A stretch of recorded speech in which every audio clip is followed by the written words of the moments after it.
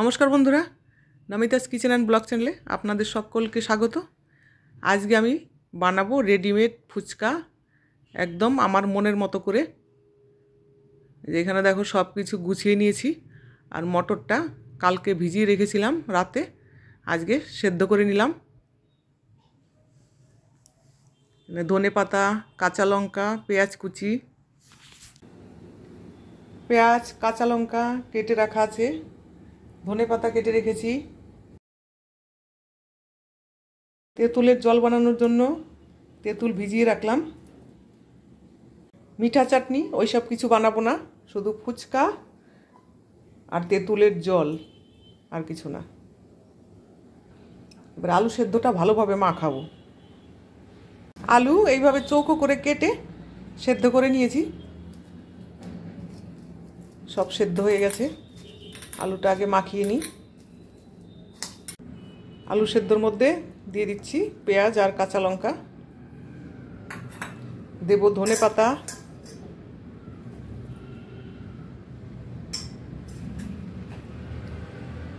আলু সেদ্ধ আর তেঁতুল জল যদি ভালো মতো তৈরি না হয় তাহলে ফুচকা খেতে অতটা টেস্ট লাগে না।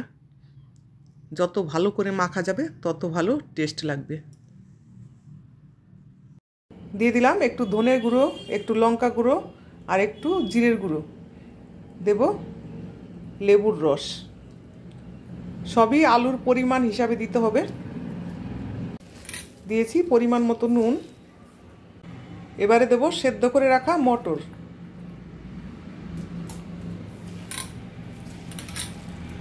ফুচকার সঙ্গে খেতে বেশ ভালোই লাগবে।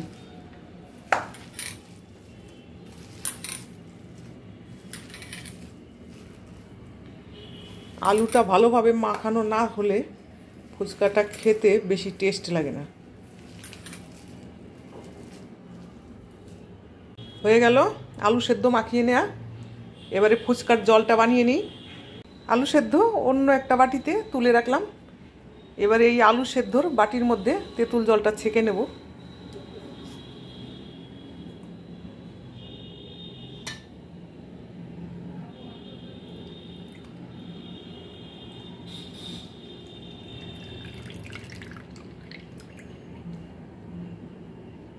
আলু সেদ্ধতে যা যা মশলা দিয়েছিলাম তেঁতুল জলেও সেই একই মশলা দেব। ধনের গুঁড়ো, জিরের গুঁড়ো, লঙ্কা পাউডার, নুন আর ধনে পাতা। আপনারা চাইলে একটু চাট মশলাও ব্যবহার করতে পারেন। দিয়ে দিলাম ধনে পাউডার, একটু ভাজা জিরের গুঁড়ো, দেব একটু লাল লঙ্কা পাউডার, বেশি দেব না, লাল লঙ্কা অল্পই দেব। নুনটা অল্পই দেব, লাগলে পরে দেয়া যাবে। এবারে দিচ্ছি ধনে পাতা আর লেবু পাতা,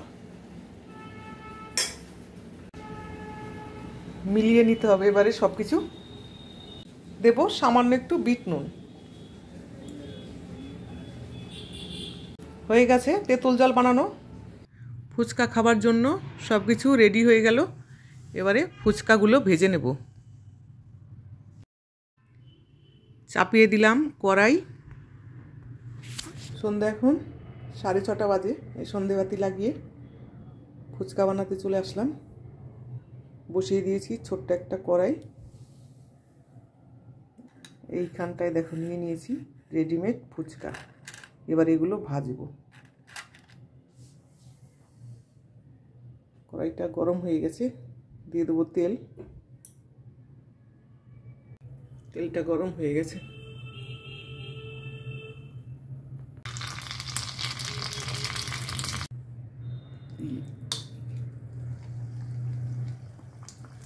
একটা একটা করে ভেজে নেব।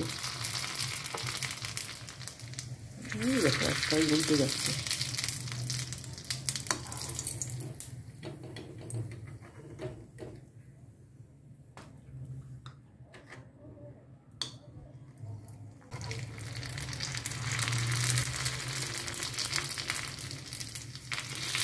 দিয়ে ফটাফট উঠাতে হবে, নয়তো লাল হয়ে যাচ্ছে।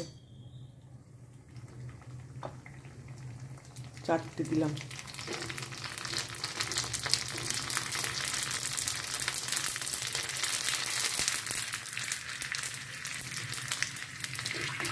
এতগুলো ভেজে নিলাম, একটা দুটো খারাপ হয়েছে,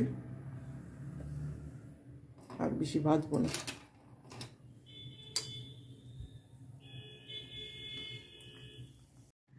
আপনারা এইভাবে ঘরে ফুচকা বানিয়ে খেয়ে দেখতে পারেন। আমার কাছে তো বেশ ভালোই লাগে।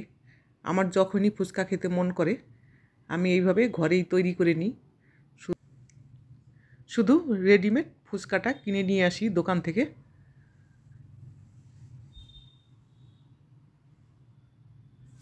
ফুচকাগুলো ভাজতে বেশ ভালোই লাগছে, আর বেশি সময়ও নিচ্ছে না ভাজার জন্য।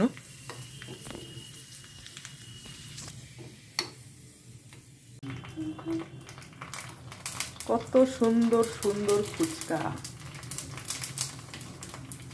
ঘরে এইভাবে ফুচকা ভেজে নিয়ে একদম যতগুলো পছন্দ ফুচকা খেয়ে নিতে পারবেন।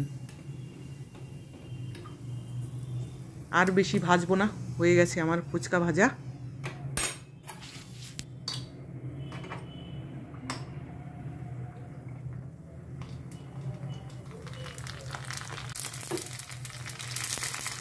উল্টানোটা বেশ সুন্দর, এটাই উল্টে যায়। চলো এবারে যতগুলো আমার পছন্দ ততগুলো খেয়ে নিই। এই হচ্ছে তেঁতুল জল, আর এই হচ্ছে আলু সেদ্ধ। চলো এবারে টপাটপ খেয়ে নিই।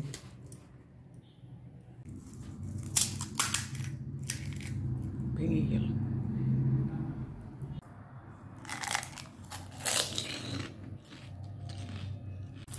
ফুচকা ভাঙার আওয়াজটা শুনতে পাচ্ছ? বাজারের ফুচকাও এত আওয়াজ না।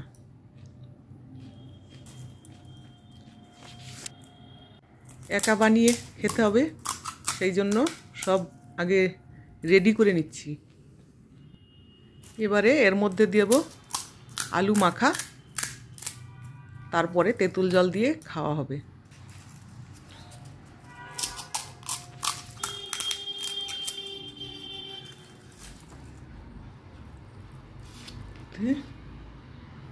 সব কটাতে দেবো আলু সেদ্ধ।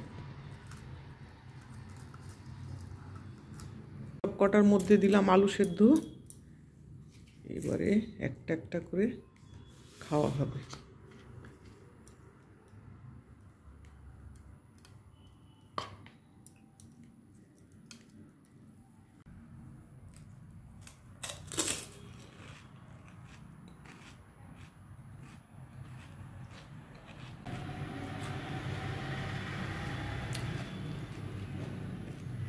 দারুণ দারুণ।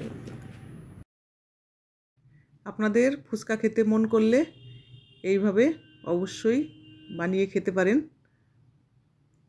আমার কাছে কিন্তু বেশ লাগে, নিজের পছন্দ মতো সব কিছু বানিয়ে নিই। ফুচকা মুখে দিয়ে আর কথা বলা যাচ্ছে না। আমার আজকের ব্লগটা কেমন লাগলো অবশ্যই জানাবেন।